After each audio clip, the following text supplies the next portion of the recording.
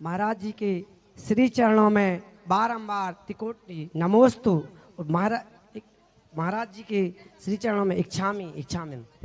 महाराज जी, आपने सुबह सुबह शांति धारा करवाई पिपरिया में, तो मुझे तो 2-5 मिनट भी नहीं लगा। महाराज जी, हमारी शंका का यह समाधान करें कि कुछ लोगों का कहना है तुमने हमको नहीं जगाया और तुमने शांति धारा अकेली कर ली। महाराज जी, इसका मुझे निराकरण करें। और दूसरी बात यह है महाराज जी, हमारे मंदिर का आप वैभव बताएं। और हमारी बिटिया पूछती है कि महाराज जी पाटन से इतने जल्दी कैसे आ गए, तो मैंने बोल दिया महाराज जी वो तो एरोप्लेन से आ गए। तो महाराज जी आप ये बताएं कौन सी है, हमारी बिटिया पूछती है। नमोस्तु महाराज जी, नमोस्तु महाराज जी। जो कहा कि तुमने अकेले शांति धारा कर ली, तो तुम कहना जो सोवत है सो खोवत है, जो जागत है सो पावत है।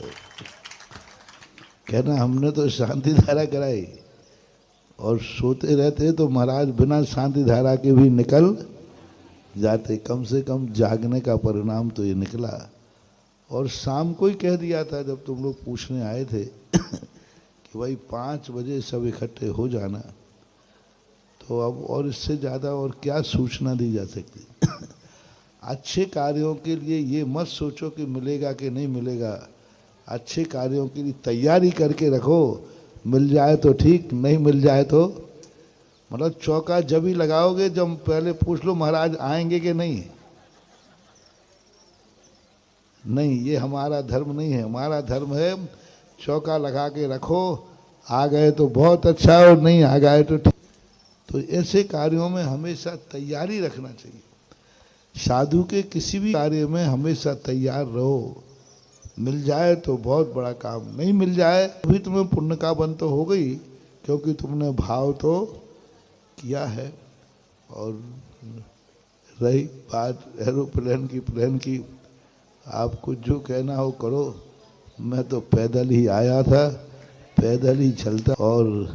और जिनको विश्वास नहीं हो तो वो पैरों के नीचे के छाले देख ले, उससे पता। सुबह 17.5-18 किलोमीटर चलना बहुत मायना रखता है। बहुत दिनों के बाद प्रातःकाल, और वो भी गर्मी में। हाँ, एक बार और ज़रूर पहले हुआ था राजस्थान में, मई के महीने में प्रातःकाल 24 किलोमीटर चले थे। भैरव सिंह शेखावत का गांव है खाचरियाबाद। आज से चले बाय 10 किलोमीटर और बाय से 14 किलोमीटर खाटू श्याम जी हैं वहाँ। हाँ, फिर 24 किलोमीटर उस दिन सुबह चले, फिर शाम को फिर 18-19 किलोमीटर पलसाना, फिर सुबह चले खंडेला। एक आहार में 72 किलोमीटर चले थे। एक आहार। उस समय भी कम वहाँ के, मैंने को कहा, पूनम चंद जी झरिया वाले थे वहाँ के अध्यक्ष। आज जी आ गए हैं सुधा से।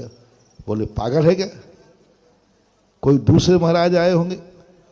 कल ही तो हम किशनगढ़ रेंडवाल में आहार दे के आए, महाराज के दर्शन करके आए।